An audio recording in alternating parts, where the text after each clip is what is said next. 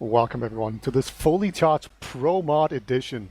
It's been a lot of things happening in the TF2 community. It basically all started with Mattis making a threat saying, "Hey, can we please nerf Scout? It's dumb." And then everyone was like laughing at him. And then Twiku actually just changed the game. And then all of a sudden, Matt made this Discord group where you can check it all and test it. And there was the whole source code leak, all of that good stuff happening. So that opened up more opportunities for Twiku. So he made more plugins. And then the leaks did a bunch of polls, and we actually added a bunch of plugins. And then we're here to figure out what's next. But there's a lot of things we need to discuss. And Eames has very optimistically scheduled scrims after this. So he thinks he's going to be able to leave here before we're going to be able to wrap this up. Yeah, that is very optimistic. What's really going to happen is that we're just going to leave in the middle of this. I don't think Peter, I know. We're going to be fast as fuck. It's going to be perfect. All right. Well, just speed for everything. Just like that. Yeah. All right. Let's just introduce everyone. So Cerny, are you ready to talk about these issues here? Obviously, I'm very qualified to talk about things in Team Fortress 2 because I've played this game for thousands of hours, and actually, I know everything about the game. Obviously. But yeah, we're also joined by a couple other guests, naturally, people that are maybe a little bit more qualified as well. We have Dr. Happiness, former ETFL admin, as well as Insomnia lead organizer for the past year at least. So he's got a thing or two to say, probably. I've got thoughts, definitely. Fair enough. And then we also have professional, long-term veteran player Warrior joining us for his thoughts on how to play the game better. Yeah. He's in a very dark room right now, apparently. And we also have current Premiership players Olga and Eames both joining us for their thoughts on how they feel about ProMod stuff. Hi. Hi. So, Peter wanted to take it away right away because he's got a whole schedule. So I'll actually leave it to him to really take the helm on this because he's the one that made all the notes. So obviously he's gonna have to be the one. Yeah, I spent 5 minutes doing this, so please respect that. Yeah. All right. So just the very first thing I guess we should talk about is these bug fixes. These are the ramp bug, which means that you can't get stuck on ramps when you slide on them. You have the sticky detonation bug. Usually when you switch weapons, you can't detonate it. And that's really dumb. So like if you're switching to the bottle or you're swinging your bottle, you can't detonate stickies. So that's been fixed. And then there's been the fixed fall damage, which means that you will take a consistent amount of fall damage, I think. I'm not quite sure how that one works exactly. And then there's removing Halloween souls. But like all of these, to me, I'm pretty sure are very non-controversial. And I think ETFL has even already just said that they're going to add it for the season. Yeah, that seems to be the case. They didn't even make a poll for these at all. They just said we're going to put these in. They did make a poll, didn't they? Yeah, but only for a couple of things. And when I'm looking at the post, at least, there's only 2 things that really relate to the ProMod in the polls. One of them is the scout speed buff thingy, and the other one is whether or not there's interest in a full ProMod being developed, and that's about it. So. Yeah, from which what is I'm a pretty assuming, vague thing to say. Yeah, that is a very vague statement. But from what I'm assuming, the rest is just in. So one of the answers for the ProMod was no, only bug fixes. So I think that covers that, right? That's what I made for.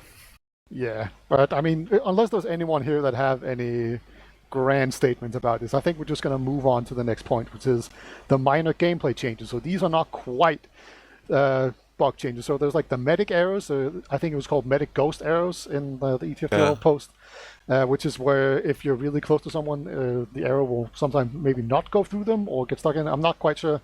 And then also there's rockets going through teammates, which usually when teammates get a certain distance away from you, your rockets will actually hit them. And same goes for pipes.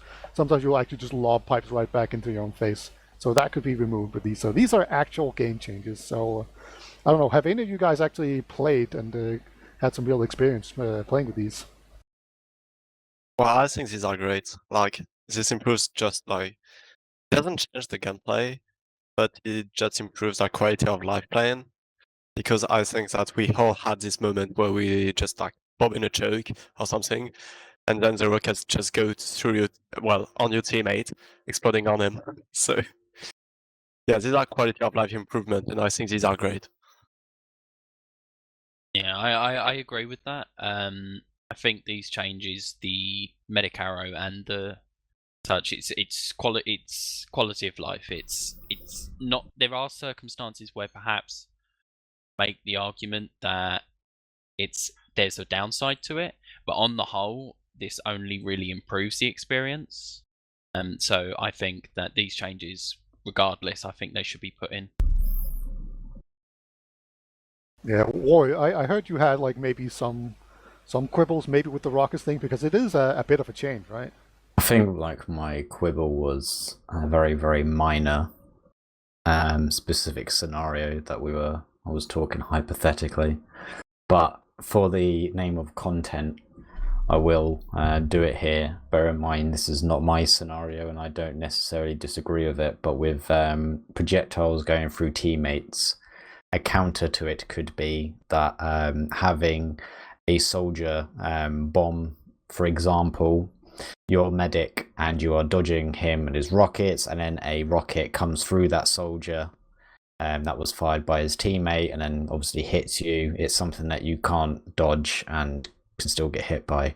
I'm not quite sure what the splash is like, so I don't know if it's like you could potentially be hit by something that you could never see at all, because if, you know, for example, if a projectile is in that model, obviously these are very niche things, but I feel like that might be a counter to having projectiles always go through teammates, especially someone here brought up about Putis, sort of the heavy. So if there was a heavy sort of going in, there's just loads of projectiles flying through it and you don't really have time to dodge it or anything like that. These are very, very niche and very rare scenarios that could happen, but I feel like that would be a counter to having such a thing in. But having said that, I've had many a times crit stickies bounce off teammates. So I think, fuck it, put it in, please. Yeah, I feel like stickies are the big one, honestly. Well, maybe it's just because I played demo, but like they can just bounce directly into your face from next to you. It's not like they just splash, like they will literally be inside you, and if you're not paying attention, you just do 100 damage to yourself. It's fucking very infuriating. So yeah, I'm on board with that one. It's also a thing of consistency, because I think, like, especially with rockets, like when teammates are a certain distance to you, if they're close enough, the rockets still do go through them. It's only if they're further away, and it's a consistency issue where if somebody's like just a few pixels closer, further away, suddenly your rocket's going to hit them and maybe damage you, or God knows what, or go through them instead. It's difficult to measure where the cutoff point for that should be or where that is. I don't think anybody really knows just by. Oh, like, oh yeah, that guy's too far away. If I shoot through him now, my rocket's just going to explode on him, or it's going to go through him. Nobody can really just tell that, usually. I think we all have like an inherent feeling of it, but people move. Yeah, exactly. That's the next thing. People have a keyboard that they tend to press buttons on, so I don't know. But I mean, it is it is very consistent. Like, it is consistently programmed. It's working as intended. We just don't like it because it can be frustrating sometimes. And when you make this change, like, we are changing the balance a little bit, because like Soldier and Demoman are going to be slightly better at mid-range, because every once in a while, like a scout's going to eat a rocket or like a sticky's going to get bounced off. It's going to be a very minor thing, I think. It's just we're changing the way that Valve has balanced the game. By the way, does it affect the key? Not really sure. I think it does. Oh, okay. I do think it does. Yeah, like pipes and stickies. I don't know if the mod works with it, but like in game, that's definitely the case. Sort of not in necessarily in a way to disagree with Beta, but sort of add on with the idea that this is a buff or of sorts to Soldier and Demo. I think it's more the idea that they're becoming more consistent. For example, if you're shooting a long-range rocket, you know that long-range rocket is going to detonate where you pointed it, in theory. Where previously that was sort of not very consistent. So while it is a buff, I think it's bringing soldiers and demos up to the level that they should or are consistently expected to be, rather than it's just a flat upgrade. At least in a competitive setting. Yeah, so that kind of brings up a more like a bigger question, which is Scout too strong and Soldier too weak, and how do we balance it out, or should we even balance it out? So I guess we should just move on, unless anyone has anything else to say about the Medigears and the Rocket 2 teammates thing. But I think we should just move on to like the real meat of this whole discussion, which is the no Scout speed mod, which means that currently when medics heal a Scout, they move at Scout speed, and that didn't used to be the case, and this has reverted that change by Valve. And so, like, I kind of like this because it used to be a thing, and also there's the soldier self-damage change. I think they've made it so that the gunboats always apply, so basically gunboats get a lot stronger. But I guess we'll start out with the no Scout speed. Or I don't know, War. Like, you also played back when that was just normal, right? So what was your reaction to that when they initially changed it? I played, bear in mind I've only played a few quote-unquote serious pugs. Oh wait, do you mean when they first changed it, Will, I think? Yeah, like when before they they did did that in like 2015 or I whenever. think everybody, I think it was July 2016, I think. Yeah. Yeah, I don't remember quite. Yeah, I think right. it's, I don't know, I think at the time not many people really kind of thought of the impact of what such a thing was. There wasn't really much stuff going around it. I think back then we were still going through the phase of TF2 is on the cusp of becoming an esport. So there was probably other things. I think, when was the global whitelist? I think it might have been a year after, or maybe it was the same year. But there was, you know, TF2 unfortunately was going through loads of changes anyway. So we never really thought of the impact of the medic move speed at that time. It wasn't until I think maybe a few months after that it became very prominent as to what changes or how much it is going to change how the game's played, as medics were able to survive a lot more. So yeah, but I think along with a lot of other people, we just thought it was a quality of life change back then, and that was it. I think we thought, oh boy, medic's going to be more accessible.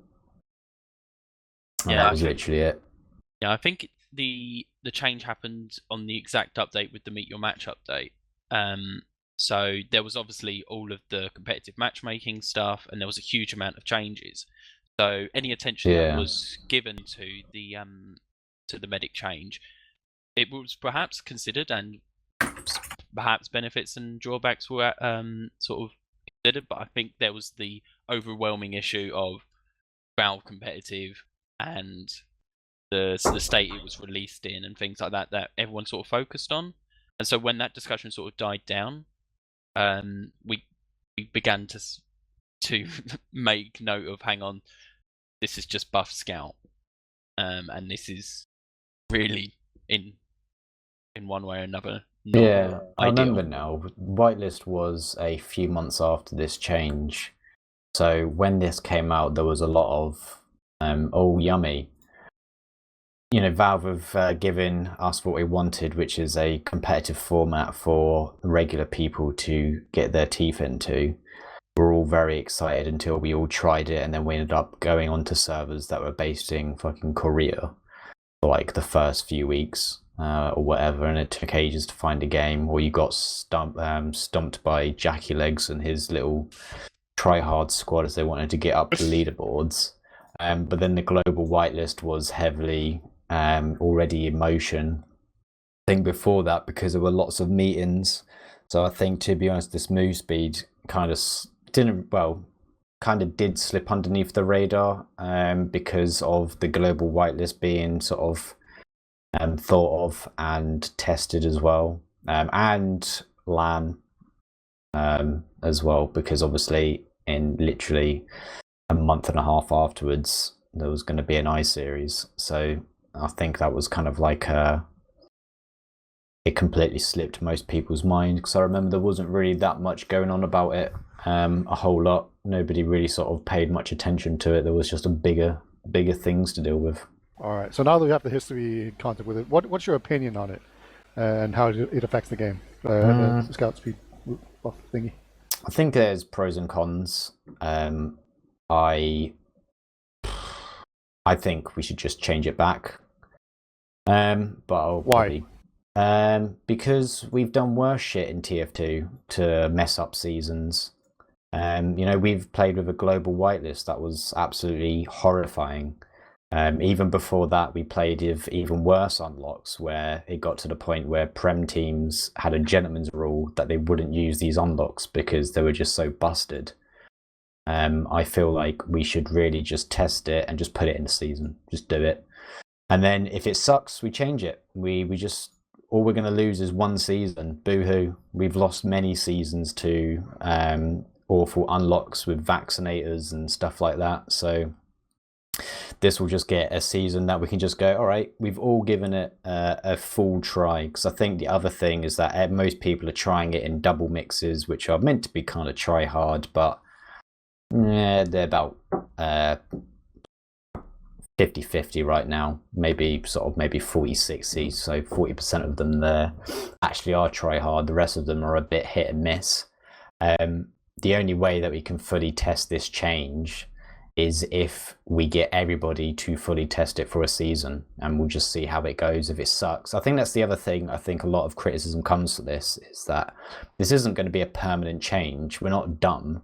We're not going to make this change and then have, like, if it turns out it's terrible, we're not going to go, well, we've made a decision now, we can't change it back. We'll just go, well, that sucked. We've learned from that, and let's move on. The other thing as well is that we've all been crying for developer support and changes to TF2. We've now got the tools to make changes and to try changes, so we literally have to try it. I know it's a really, really awful comparison, but every other, I guess, competitive change goes through competitive game goes through changes that they like or dislike. They literally have to deal with it. And that awful change can be there for a year or a few weeks. So we have an opportunity to just try it for a few weeks. If it sucks, it sucks. We can go, told you it would suck. If it's good, it's good. And then we make more changes or less changes from there. All right, so that raises a bunch of questions, but maybe, I don't know, Olga, I think you had an opinion that kind of goes against that, Yeah. right? Yeah, kind of. Well, about the competitive aspect and the meta, I wouldn't dare saying that it will be slow or it will be fast. I truly don't know. I haven't tested. But the thing is, I think it has like more issues about and towards the TF2L, well, first high-level player, but also the newer player. Because if you change the way we play in competitive, I mean, like from the source engine, well, not really the source engine, like, I mean, it's a plugin, but you're playing virtually as a different game. And I think that's not a great thing because, like, it doesn't encourage you, like, as a medic, if I'm new to the game and I just started and I want to get into competitive. First, I'm not really good, okay? And so my positioning is not very good. So getting punished even harder competitive than casual, I mean, it's a pretty huge deal we're dealing with. And also about the highest player playing TF2, especially in Europe, I think there's like less and less medics mains. I've seen like tons of times people playing medic just switching to another class like soldier, scout, or demo, but I've never seen the reverse. And I think it is due to the reason that the medic is boring, or the class itself is, well, poorly designed, I would say. Like, it's the best class in the game, but it's also the most boring one. So I'm pretty sure, and I'm against the implementation of this plugin for a world season. I think it could be done in a World Cup or something like that. I will be glad to play in a cup with this plugin, but right now, as it stands, pretty against the plugin. I think the only problem with the cup format, though, is that in the history of all ETF2L cups, it doesn't get the same amount of players and involvement as others. So it's always missing the high the Prem teams, because none of them are going to want to try it because they want to be practicing for the season, which is why I think it should just be in the season. We just try it because we need those top teams to properly try it over weeks. As I said, when this change first came out, we all scrimmed with it, but we didn't understand the impact for it. It took ages for a meta to evolve. So it's going to take weeks again for it to evolve, and then we can see if it speeds TF2 up or lower. The other thing about like how class can be boring with with like these changes, how it can have a negative effect on medic. So we'll probably get onto this later on, but if we make this change and as the outset it actually improves TF2 and the flow of rounds and the flow of games, and we keep it, that doesn't mean that we just leave it. We will still probably make more changes, because I think everybody that I have spoken to that's serious about this are completely aware that medic is obviously a boring class who want more people playing medic.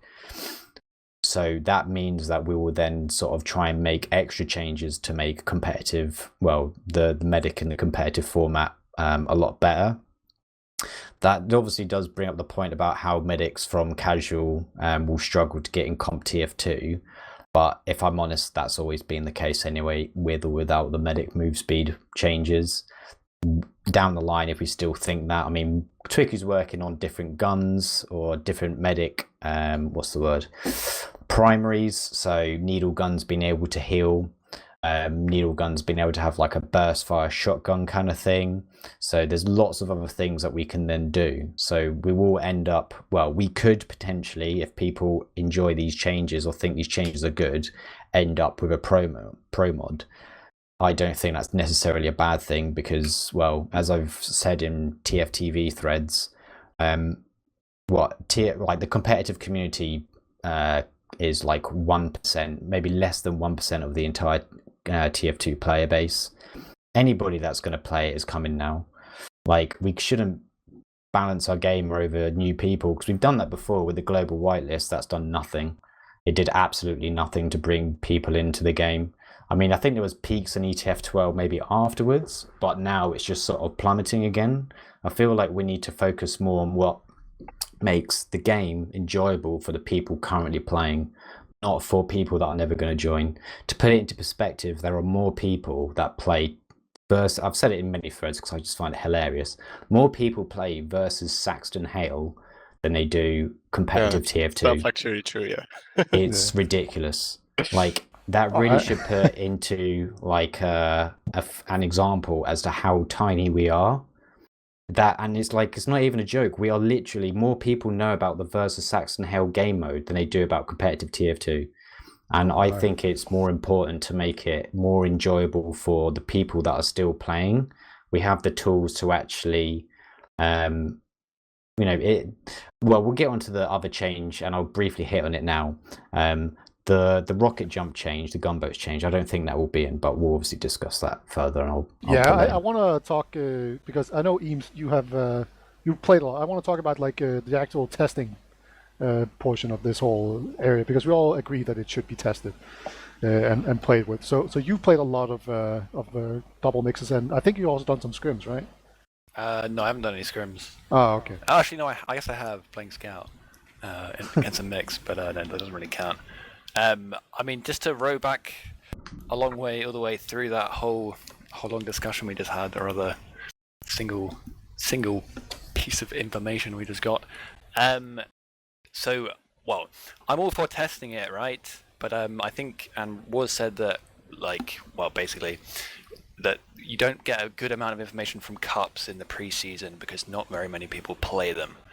Which I think it's kind of true to an extent, and so maybe the best way to, obviously we would get a lot of information about it from playing a whole season with it, but I think as it's been so far, I mean, we could make a much more concerted effort next season. For instance, if everyone knew throughout this whole season that at the end of the season we're going to have a big cup, in fact it could be in place, because ICC 7 is probably not going to happen, right? We could have a whole cup in place of that, which had the change in, and everyone would, it would be trailed a long time in advance, instead of like this map cup that I only knew about a week before it happened, and no one ended up playing pretty much. And if everyone knew that this cup was going to be the basis on which we were going to decide whether or not to implement this thing for the next season, then I'm sure that we would get a lot of people playing it and properly making up their minds, and lots of people would practice for it and this kind of thing. Particularly if we, gave it some prize money, like we did for I-60, any I-Series LAN. So I think the argument that it's impossible to test it without putting it into a season is just, it doesn't really make any sense. Basically, like we can test it if we really want to, but we haven't really given it enough time in this particular preseason because it's essentially been a small group of people that have been playing it, and a decent amount of them like it, a decent amount of them don't, and then let's put it into the season for an entire season. It's a massive change. I think there's more thorough ways of testing it that could be a little bit more cautious about whether or not we make a massive change to our gameplay. So how have you actually liked the changes so far? I don't think it's good. Basically, I'm against it. And well, would you like me to talk about? How would you like me to start, Peter? Well, how about well, do you think that the game gets faster when medics cannot run with scout speed? Because a lot of people will say that it means that they can't escape as much, so therefore more medics die, therefore we get more pushes, therefore the game is faster. Okay, so I think it's interesting that you're approaching it from that angle, right? So there's two. I think kind of the problem with this whole thing is that there's two different angles, which is there's some people who are saying we should nerf scout because soldier is underpowered, and some people are saying that this will make the game faster, right? And personally, I don't think the argument that we should nerf scout to make soldier better holds any water. I mean, it's completely arbitrary whether or not you think that soldier is underpowered or not. I mean, I think people like to say, oh, look at this slow game where this soldier sacked in a million times and got terrible logs, and the pocket scout went 30 for 10. Like, look how underpowered soldier is. But that's not really a very coherent view of that. And that's just looking at the stats. It doesn't really necessarily mean that your class is underpowered. Maybe you got the crucial play that forced the med or whatever. So anyway, I think the most valid way of trying to say that we should implement this is saying that it makes the game faster, but well, I don't think it does at all. And I think the best argument for it is saying that meds will die more after mids, which I think is probably true because it would mean the meds can get out less quickly. But well, I think people underestimate the impact that it has, particularly on teams at a high level, the scout speed, men having the scout speed, on being able to transition very quickly between fights, firstly, and being able to bust areas quite quickly, cleanly, and aggressively, and without risking too much to your medic. And those things allow you to really speed up the game quite a lot. And so that's the main reason why I'm against it. Yeah, like my actual real opinion is that I like it because it increases the skill level of the medic. I feel like positioning is way less important when you can just grab a scout and move faster. So I like it just because it adds more decision making.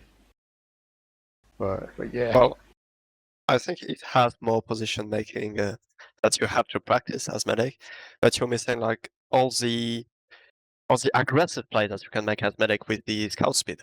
I mean, like past 2 years we've seen like really like aggressive demoman and scout others, which is not made possible if you don't have the medic scout speed. All right, so I guess we should talk a little bit about the gunboat change, where it always applies, so you take less damage. There was a thread on TF2E where people didn't realize that when you jump, you take less damage. Like, that has always been a thing. Yeah, like you take less self-damage. That has always been a thing, but now also you would have the gunboats apply. And some people think maybe that's too much. I'm actually in the opposite camp. I think it should just apply to soldier in general, not just gunboats. What's your guys' take on this? Do we need to buff gunboats or soldier in general at all? I think so. The change from what, I don't know, unless I word it incorrectly. It's if you damage a player when you are rocket jumping out with the gunboats, you would take full damage. Is that right? No, you would take less damage with this. Like, yeah, that's what I mean. So you used to take full damage as if you didn't have it. Yeah. So I think apparently, when actually, wait, to not incriminate the person, when the person went through the source code, I think that's how they found out. It was shown that this is actually an intentional thing, so it's not a bug from No, what it I used to be the understood. soldier took way less damage, and they Yeah. changed it at some point because So soldier I would think just they shoot ground. changed it with the gunboats. Apparently, I can't remember what the screenshot that I saw. It was like in Matrix code, so I don't understand this kind of stuff. But I kind of feel it's a double-edged thing. In terms of us testing the medic move speed, these changes should not be tested together at all, and I think it's really bad. A lot of people have been jumping the gun with these plugins. There is the infamous 3000 message Discord chat that happened, I think, a couple of weeks ago, where everybody and their nan wanted to chip in with changes that should be made, along with the gunboats and medic arrows and stuff like that. We should only be testing one at a time. And I feel like that's the key part, because having a medic that is more susceptible to bombs by roamers and soldiers could become a lot more poopy if you give the soldier even more survivability on being able to do so, because they will be able to obviously do sync and maybe just be able to get out with like loads of HP and just be able to get back into a fight, or even just get loads of rocket off. I think I remember a pug that I played, I think it was Gink. You noticed it on, I think it was either Snakebot or Gully, where he was just able to bomb in and just do so much damage. It was like insane. He was just like really surprised, because there should have been points where he thought he would die, but he was just able to get in, do loads of damage, and then get away, which I think is a part that I think needs maybe I would say maybe as much testing as the medic move speed change. Something like about it as well is like these are all small changes that essentially try to, in one way or another, accomplish the same thing. Like the goal is speed up the game somehow, right? They all kind of accomplish that in some ways by making sure that medics die more easily, but maybe stacking all of them could be too much, right? That is maybe something to think about in that regard. That if you have all of these tiny changes, they do add up eventually. There is a reason why we might want to stop at a certain point, and that's why I totally agree that they should all be tested individually and see which one makes like what impact they make and how big it is, and then see where we can get to like a medium ground where both sides are somewhat happy. Because that's what it boils down to at the end of the day. There's always going to be people that are unhappy with one thing or another, and you have to make a compromise at some point, right? So yeah, like I do think that most people, especially people that have been playing for longer, just want to be able to play the game in the way that they deem the most fun and don't care about getting Juan Gonzalez out of a casual game and into competitive, obviously. But yeah, it requires a lot of testing. I absolutely agree. It's hard to glean just from talking where it's gonna go. Yeah, I guess we should transition into the general attitude towards making these balance changes. Like, who should make them? How should we test them? Should we test for the top level or for the medium level? Should we wait for Valve to do it? I'm just kidding. We shouldn't do that. but like, is this too much? How many changes are too many changes? Like, where does the border go? Olga already mentioned that it could make it harder for new people to come in because it's already a different game mode. If you also change the core balance, that can alienate people even more. So like, where is the border? Like, when is too much? When is it too much? I don't think there's ever. Oh, go on. Okay, so I think the responsibility falls for the ultimate decision making needs to be done by the organizers of, for instance, leagues, or for instance with LANs. We need to decide whether or not to implement them. But the responsibility of testing and feeding back is the community needs to get involved. So every time we've had global whitelist changes or map tests and things like that, what I think ETF2L and other leagues really benefit from is a quantity, not quality of the feedback. We need to know what the community thinks when we come to these changes. That's why the poll's coming out in the first place. We need to figure out where does the community want to go. It's no use saying, do we listen to the top tier? Do we listen to the bottom tier? Do we listen to somewhere in the middle? Because at the end of the day, we need to consider everyone's opinions. Yeah, sure, invite players such here and available elsewhere. Their opinions hold a lot of value due to their experience and their abilities and knowledge of the game. But at the end of the day, they are not the only people that the league serves. So I think the responsibility, decision making needs to go with the league organisers, but the responsibility of actually testing and feeding back, the community needs to get more involved with that. I think that's the reason why I want it in a season, because cups are just, I don't know, I can't remember when there was a significant cup, unless anybody else knows of when there was a significant cup that had people actually sign up. Well, I think. Yeah, What was, first, but also. Oh yeah, was there a prize pool on that? There was There a prize I think, pool. actually, yeah.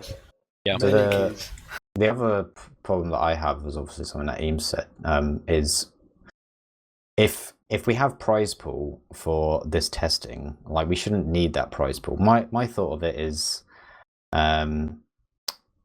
like, the seasons and the ETF 12 seasons aren't a big deal to me anymore because there's no prize pool behind it unless something's changed. Is there? Is there prize pool? Not that I know. Okay, no. so it's just a medal. That's all you get. Yeah. So if we were going to do a prize pool to test this cup, we should just do that, like, swap them around, you know? Like, we should just have that cup as a default vanilla one and just leave it as that. Just use the season as a testing ground. There's nothing to lose. Like, as I said, if it sucks, it sucks. And we change it back. And it's the same thing with the cup. If it sucks in a cup, it's going to suck in a cup. But I do understand the point of it's very, very soon, because when does a season start? It's like ultra. Well, I feel like maybe this season is way too soon to try and to just slap these changes in. I do honestly think that these should just be tested in a season, because there's nothing to lose apart from a medal. Obviously, these teams do have to play with it for a few weeks, but we're all in the same boat. We can put our hands up and say it's for the betterment and the improvement of TF2, maybe, or it's the backwards part of TF2, and then if it goes terribly and people hate it, as I said, we can always change it back. But I think, like, there is maybe a point where we get a little bit too far ahead of ourselves, but I don't know.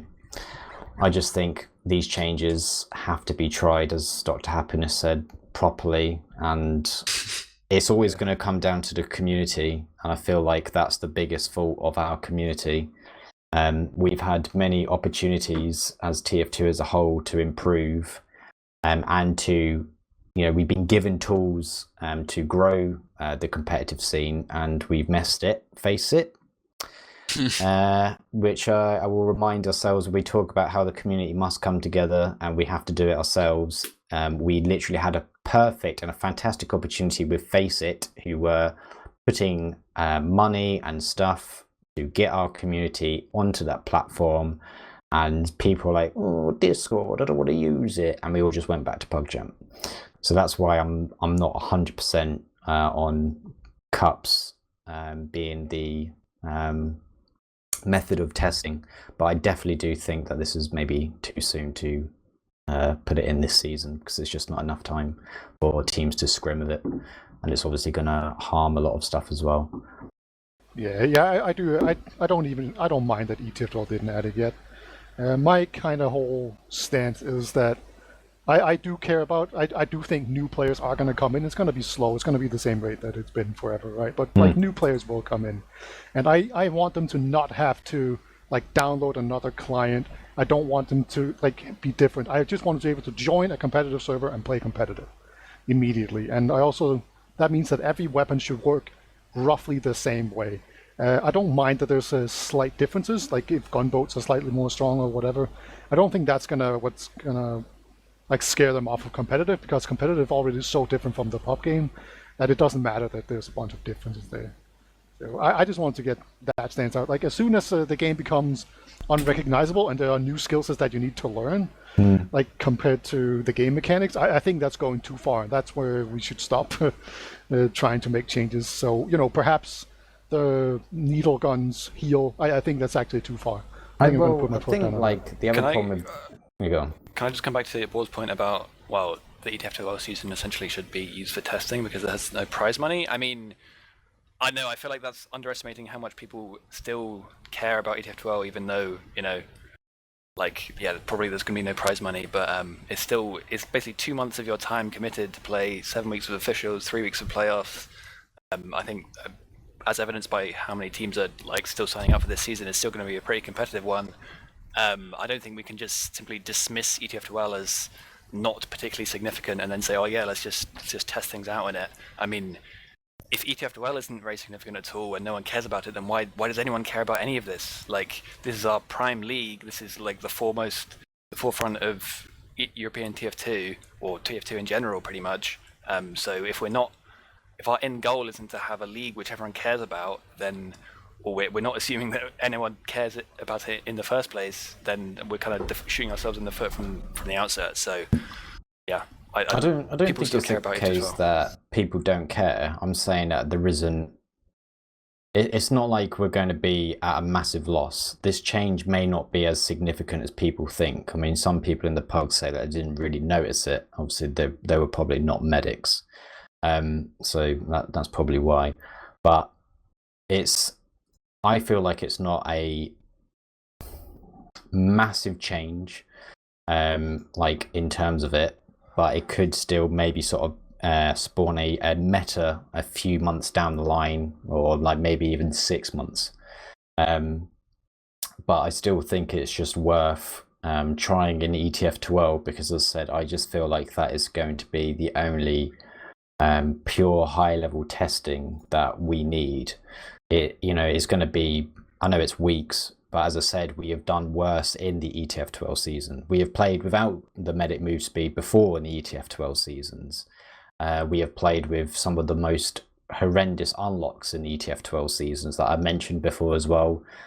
Prem teams would agree to just not do it, and then you'd have a Prem team, I think, comfortably spanked, that would refuse to honour that agreement, and you have to play against a vaccinated medic and an official.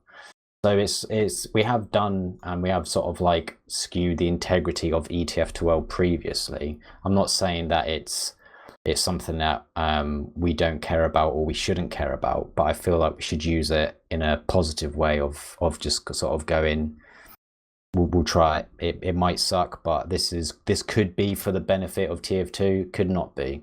But the other thing as well, I will say, because there was a lot of people that saying that it could speed up TF2.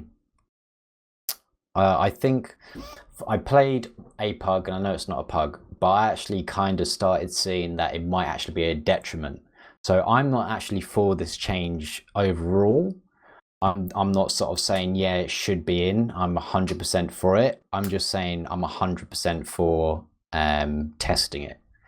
We should give it a go, and we should give it a test that it kind of deserves, because I think and I foresee it actually making the game a bit slower, because I kind of maybe noticed some stuff happening in some of these pugs where teams held really far back, and there was a massive recycle of the same engagement, where when a team was trying to push to mid, it was just literally only 2 soldiers from the enemy team on mid and everybody else just really far back, and everything was put on those 2. So it could actually make it a bit more boring.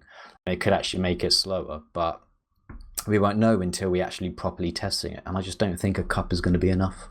But I also don't think that we should put it in. I mean, the thing is, there's no LAN, as we've all said, so it's not like messing up this season is going to affect the LAN warm-up. It's just going to be maybe a kind of a winter season where people sort of wind down. They take this season less seriously because there's nothing big happening at the end of it. So I think this is an opportunity where we could do all of our testing that we should, or we feel like we should do, and we should do it seriously. How much do you think we should coordinate with the other regions, so Australia and USA? Fuck them. I've got an actual answer for that. I think we should make it available to collaborate, but if they don't want to, just leave it. So I'm mainly referring to the North American scene, unfortunately. Yeah, the Australian one is super reasonable. So historically, Australia has sort of followed what Europe's done and vice versa. So if there's a change in OzFortress that ETF2L likes, we do that, and then vice versa. So it's sort of been an almost symbiotic relationship between the two. But with North America, there's always been, outside of the rivalries between teams, there's always seemed to be like a rivalry between the organizations as well. So, for instance, ESEA, when we had the global whitelist, they decided to go independent because the global whitelist wasn't going as quick as they wanted to. And then, so there's always been friction between those two regions. But if you want the most amount of testing, the most amount of feedback, the most amount of progress that everyone seems to want in the game, you need to loop everyone in, for better or for worse. So if NA doesn't want to cooperate, if they don't want to test it at all, as War said, fuck them. But we should keep that opportunity open until they close it themselves, if that makes sense. But does anyone disagree with this? That's you? No, not Nope. really, I think. Well, it should be like universal, I think. But sometimes, like, league leaders are not thinking the same. So, I mean, it's already just historically been shown that we Yeah. try to do something universal, and then NA is like, yeah, but we kind of want to do our own thing ever so slightly, and then they deviate. So, yeah, we want to make universal. Obviously, we've tried it, and somebody always decides, no, I want to do my own thing. What's So- RGL do? Because I know that they'd had, so like on these, America always had those. What was it? Was it 30 minutes aside on one map? Did they do that for RGL? Yeah. Yeah. Oh, think they so did, do they have like? Is it a plugin that does that, or is it just all? I think that's I think that is a server plugin. I'm not too familiar. Oh. I think yeah. So it's still like how it was on ESCA then. Yeah, it plays very much similar to ESCA because that's the way they've always played it. So even then, that changes the way the game is played if you have two 30-minute halves. Yeah. So if you want this, I've always pushed for the idea of having everyone playing the same version of competitive TF2. But there are so many boundaries that we have to go over. So I think we need to go a little step at a time. So we need to exercise caution in sort of any changes we make. That refers to global whitelist. That refers to the plugins, ProMod, even things like map timers. We all need to take it really carefully. And like I said, going back to that point I previously said, the most information we can get is if we all work together. But that's not going to happen because everyone has a difference of opinion. That slows everything down. Yeah, I think as well. I mean, I don't know who sort of championed it, the global whitelist, but I would never forgive them for that. And Banny's always sort of been about for letting like all these unlocks and stuff in, and I feel like that's just gonna, as I said, we don't care. I know he tweeted out about how that this is going to divide the community and competitive more from TF2 even more, but honestly that happened about maybe 6 years ago. So there's no point on sort of like trying to appease a community or an influential community member that still thinks that to this day. When there's just literally nothing there, I think. I mean, isn't this the guy that likes 77? Doesn't that? I don't know. Yeah. Seems weird to Well, I mean, does he like 7v7 or did he like 7v7 because he got loads of cash because they'd win it all the time, you know? Yeah. So let's be honest, it's not necessarily a case of, 7v7 is a good game mode. It's we will advertise and promote 7v7 because it benefits my pocket completely. So yeah, I'm not really 100% sure on that, if I'm honest. All right, I think we should begin to actually wrap this up. Are there any loose ends? Does anyone have like some good points about any of the things that we've actually discussed here today? I mean, I thought we had more time. I had a massive list. Yeah, I thought my My 21 scrim is starting at 1/4 past, so I've got 17 minutes to spare. So I feel like the main discussion here is pretty much whether or not it's a good idea to test it either in the season or in a big ETF12 cup after the season, pretty much. And War's argument is that the only way we'll get proper testing is if we put it into the season. And I'm saying, well, I think I'm optimistic, essentially, that if we did, organize a cup which was very well publicized and which everyone knew was we were going to base our decision on this plugin on the next season, on implementing it or not in the next season, so that'll be season 37, then a lot of people would turn up and do it. And so, in fact, all of the players in this, I feel like we've accidentally got a biased panel here, but all of the players here actually think it's going to make the game slower, right? But either way, we need to test it. That much is clear. But I think we could be more cautious in testing it by having a big cup before next season, and then we would actually have a much clearer idea whether or not it would make the game slower or faster. Then we could have a vote. Would you consider a big cup? I Like feel like Lockdown Throwdown 2? Exactly, that kind of thing. Because I feel like that was only, 2-3 days, or was it just 2? It was 2 days, but I don't- It was 2 days. There's a lot of top teams. We had Yeah. 7 came back. I made a mix for it. It was. I feel pretty much all like- of the top teams played in that. Yeah, I obviously feel that like was not a changed rule set cup, but I feel like those 2 days though still wouldn't be enough to make those testings. I would think years ago there was a league in between a league. This was when winter leagues weren't taken seriously, so ETF12 were all right, we won't do a winter league, we'll just do a mini one. I feel like having two nights of just the top teams just trying it out, they may play 5 games, and maybe 7 games, 8 games in total, but maybe 3 or 4 of those are against a midi team. I feel like having a smaller league, or at least a way where we are testing it for weeks, is better than 2 days, because I feel like there will still be a missed opportunity. Because what I don't want to happen is 2 days we go, yeah, that's fine, and then obviously next league we put it in and then it turns out it sucks, Well, yeah, I'm not saying that we would still have a vote after that season as well, but I feel like we would have maybe. So far we've had 3 weeks of this one Discord playing a handful of pugs on it every evening, which has been it's got a decent amount of momentum behind it, but it's by no means a widely involved in project, right? But I feel like we could just have a little bit more, more of these kinds of mixes, and a well-publicized cup, and then after the cup have a vote on whether or not you put it in the season, and after the season have a vote on whether or not it's a good idea. And that's basically how you would. What about idea of a due process. Here's a this is maybe something separate, but we didn't actually. This wasn't on the agenda because I don't know how many people realize this. There was another change that has been penned and tested, which is that the medic has scout movement speed when Ubered. So I don't know if I actually personally think we should be testing that as well, and that should be the forefront of a test, because I feel like that Uber's just not powerful enough.